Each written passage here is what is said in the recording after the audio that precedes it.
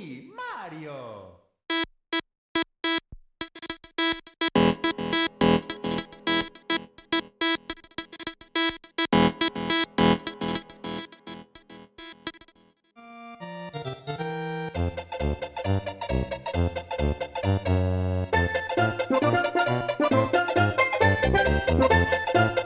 Let's dial it back to just regular X. I don't know if I can handle dialing it back. Yeah, let's do that. we're gonna We should definitely do that. That's a really cool sound. None of this is screaming hard to me yet. Ah! The level's called Night and Day, so maybe once you go through there, it gets really hard. Probably. Oh god. The wind is blowing me. I wish. Okay, still not excruciatingly hard. Interesting. Checkpoint! And it's a very benevolent level creator. Alright, cool.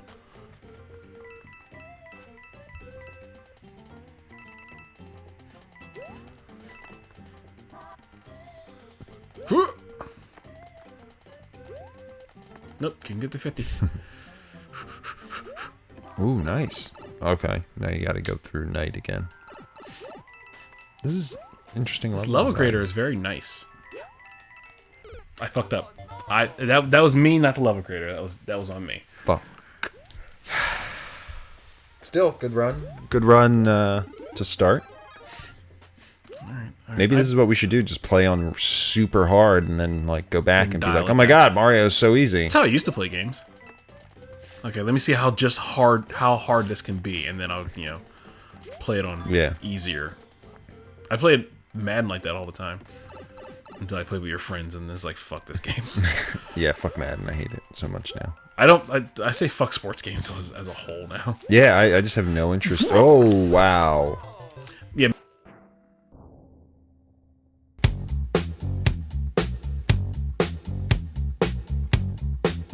Madden screwed up for all sports games for me. Especially when I did that one achievement that pretty much really fucked up sports games for me. Where it said come back from a 20-point deficit or something. So Yeah. I turned the computer down. What I learned is Oh, yeah. I let the computer. Did you let the computer win just now? Is that what you were doing just now while you're in this game? No. Shut up! Are you sure you don't want it easier? Damn it!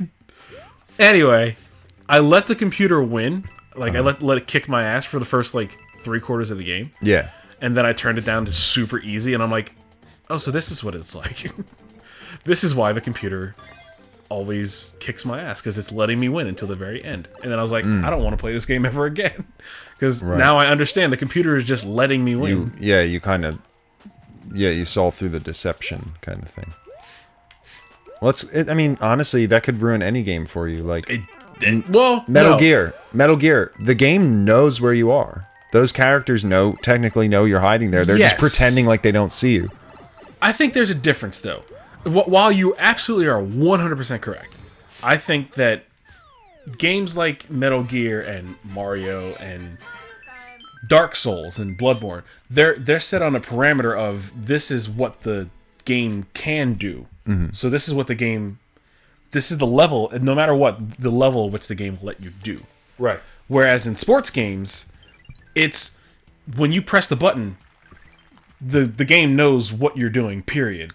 And it will either decide, okay, either I'm gonna really fuck up his day, or I'm gonna let him. Like, yeah, I get what you're saying. Like a well-designed game, like a Dark Souls or something like that, follows it sets out rules and parameters, and then it follows those, and it doesn't break them. Right, and that's what I learned in game design. Good game design doesn't break its own rules, whereas like EA Sports games. Are basically built around that design. Whoa. That's why I did it, assholes. This is creepy. Yeah, I don't like it. I also don't know where to go. Oh, I have to climb up. This is scary. Scary Mario I don't like. Mark, don't be scared. But yeah, that's what I learned. That's why I no longer like to play sports games. the N64 thing. I still don't know why it does that. Oh god. Oh boy. And I think that's why I fell in love with Dark Souls and Bloodborne. Because at the time I was like, fuck this. I don't ever want to play another sports game ever again. Because they let me win. And I started to get better at the original Dark Souls, which kicked my ass. And then Dark Souls 3 came out, and I started to get okay at that. To a point that I was like, okay, I get this. I can do this. I do feel like that's affected the games that I've chosen to play as well. In just a sense of, like, in a similar way, like, kind of starting to, like, recognize, like, good game design, I guess. Even if I'm, like, you know, even if there's, like, a steep learning curve and all that, like, kind of embracing that part of it and, you know, just, like, going after those kinds of experiences. Game design is tough, and, I mean, I'm not saying it's easy what you know, the people who make, Madden and NBA 2K and all. I'm not saying it's easy, but I am saying learning how meaningless anything I did in the game was really. Well, I got a world record. Cool. For that, I like it. Wait, what? Does that mean you have the top score on that level now? Cold brew. Dab. Did you really just dab? What are you, like a 14-year-old? Playing Fortnite? I'm ashamed of myself. I want you to never. Why did ever you speak do of that? I don't know. Thank God we don't have the webcam set up. I'm glad the camera's not set up. I'm really disappointed in you. I'm disappointed in myself. I never. Honestly, that's like one of those things that, like, I feel like you'd look at someone doing and just be like, and I shake my head, which I do. Oh my God! So again, no one's watching. So a kid came in. Jerry's watching. A kid came into the store. Not just a kid. A few. That was weird. A few kids were in a store with their parents, like between like 5 and 10, I guess. Wait, and 5? What? Between 5 and 10? What do you mean? Age. Okay. I don't really know how old they are. Time. Yeah, 5 and 10-year-olds. And those are very different ages right there. well, I mean, I don't know. I feel like you'd be able to tell the difference. I can't honestly anymore at all. Kids are kids. Kids are kids. Anyway, they were running around a store, which is very annoying. I hate when kids run around in the store because their parent. I don't hate the kids. I hate the parents that let them do it. Yeah, right. But they were running around a store and blah blah blah blah, and they got to the end of where I was working, and one of them just stops and you said, "Hello there, children." Sometimes I do. No, one of them just stopped and was like, to the little girl. The boy said to the little girl, "Hey, do you like Fortnite?" And I cringed, and she's like, "Yeah, I love Fortnite." Blah, blah, blah. And was then he hitting on her? No, they're brother and sister or something. I don't know. Oh God, I wasn't paying attention. Oh man. And he just did the floss dance, and I'm like, oh no. I hate this. I hate that. I hate everything. And it's just an age thing, which is really annoying. I mean, I don't like that I feel that way. Here, I mean, look at it this way: like, people who were like, you know, let's just say teenagers when we were little kids or whatever, probably thought we were stupid, fucking annoying shits as well, and like Absolutely. stupid shit. Like you know, there's a generation that was aware of Pokemon and were like teenagers when it came out, who aren't into it, and like who never got into it, and so they aren't into it now. Unlike, you know, like you and I are basically the same generation. Like, a lot of people are into Pokemon and are adults now and are still into Pokemon. And so those, you know, those teenagers then, or young adults then, who might have been gamers and stuff, like, they thought Pokemon was dumb shit. So, you know, it's same kind of thing. Anything. Yeah, you're right. You're absolutely right. Just let the kids have their fun. Which I do. I don't really. Right. You're not going out of your way. You're not like. I'm not like. It's not like fucking kids. You're not real. It's not like you were like, you're not real gamers if you play Fortnite. They'd be like, what? They're really dickish of me. That would be pathetic. It wouldn't even be dickish. Yeah, it would you're just right. be It would like just be pathetic. Like, you're not a real gamer, 5-year-old child. Timmy. You dumb fucking idiot. Nah, you're right. You're absolutely right. But I get I still get it. It's still a pain. Look, I don't hate Fortnite. I just don't like it. And I don't like, what Epic has done. Every time I talk about Fortnite, I have to keep saying this. I just don't like that Epic took the game Fortnite, saw that it wasn't successful, and decided, well, you know what? Let's take PUBG, which is extremely successful right now, and we can do that. That's the only thing that I hate. That's what I hate. So arguably, like, I like PUBG, but arguably they took it and they've done it better, or at least made something a lot more popular. So I don't know if you can really fault them for that. They made it better. I don't know. I don't know about that. Do you think they did the battle royale? I don't like Fortnite very much. Neither do I. So I guess we're really the wrong crowd. But it does have. I get it though. I get why it has more appeal. Because PUBG generally is a lot slower. Because PUBG's heritage comes from Arma Realism. and DayZ. So Arma, being very realistic, and DayZ being a mod, of Arma. Battle Royale was a mod just like DayZ of Arma. So it comes from that hyper realism, military sim background, whereas Fortnite is very arcadey. But I think that arcadiness and the not taking itself so seriously aspect is just what has made it more popular. What are you doing? Why are you going backwards in the level? Well, I was gonna, because this is why I'm going backwards. Because there's one side that's why I'm going backwards. But I didn't know that it reset because I died. That's why. Okay. Because I hit the switch to get into the pipe up top, and I wanted to come back here because I was dying still. So I'm thinking that this is the easy path. Maybe. We'll see if I can do it again. But I mean, you're right. I think they just took it and made it more accessible, and that's why it's popular in the way that it is. When has a game with a military sim aesthetic ever been largely popular? The fact that PUBG was as popular as it was, is a pretty big deal. All right, I'm dead. Fuck Mario. Fucking hell. I can't do anything. I'm dead. Just let the bomb kill you. Stop fighting it and just die already. But yeah, I mean, from a business standpoint, I can't fault them for doing what they did. Why continue with something that was only relatively popular when you have this opportunity? Because it was in development. So the idea of them pivoting to something else mid-development isn't necessarily that crazy. You're right. Pivoting, straight up going, okay, this isn't working. I agree. Because did the world really need another, tower defense? So, I mean, nowadays we'd say, does the world really need another battle royale? Yeah. But, I don't know. It just seems slimy in the way that they did it. Epic's pretty slimy. Right?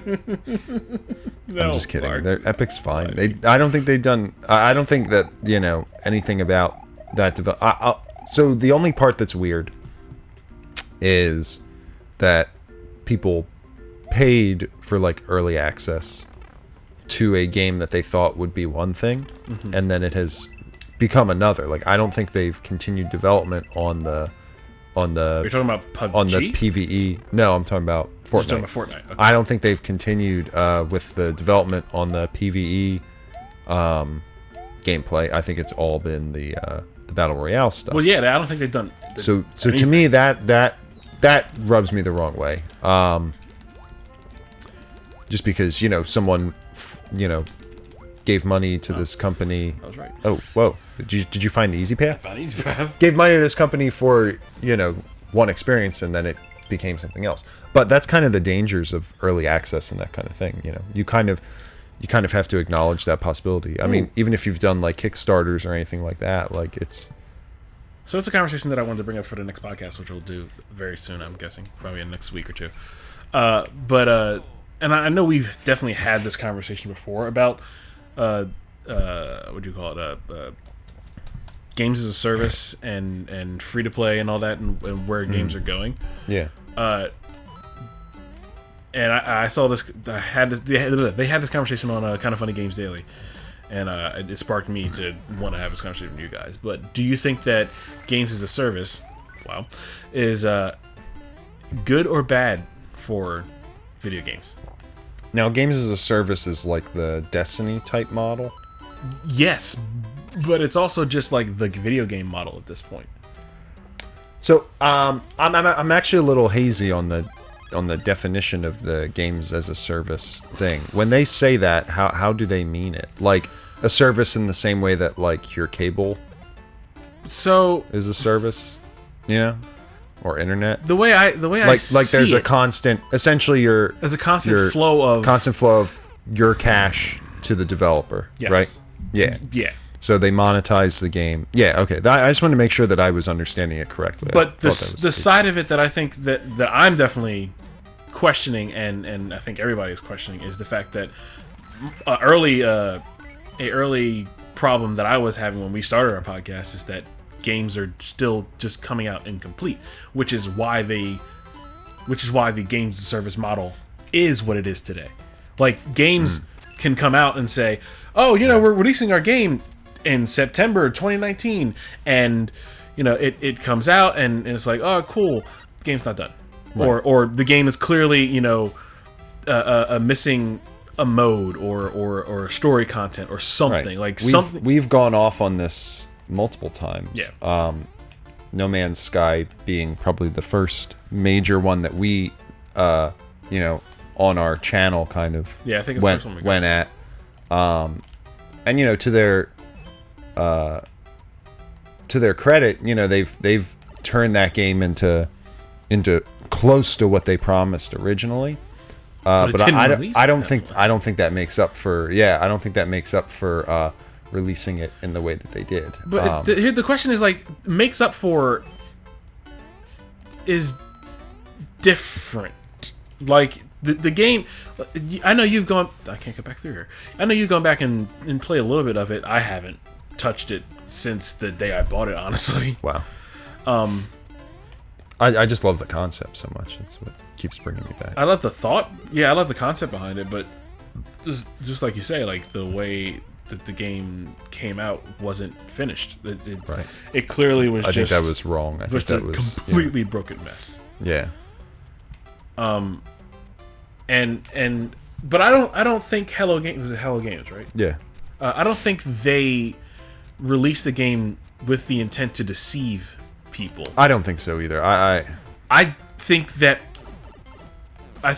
right now it is in a predatory nature in which games are released incomplete. They are released with the intention of, we're going to release some more stuff later. Yeah. I think every game is coming out that way. And again, to their credit, they have not, none of the changes that they've made, they're not like DLC, like that you pay for. They're all free. It's all free. So that I can respect, unlike something like, an EA, okay, we put out this Battlefield and it has like 5 maps, and then, buy the season pass to get these maps, and then this, this expansion for these maps. Like, I'm good. The fun.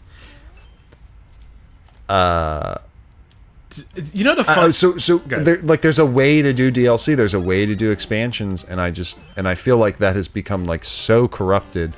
Like last gen, you started seeing it where they're trying to put more monetization into games. Mm-hmm.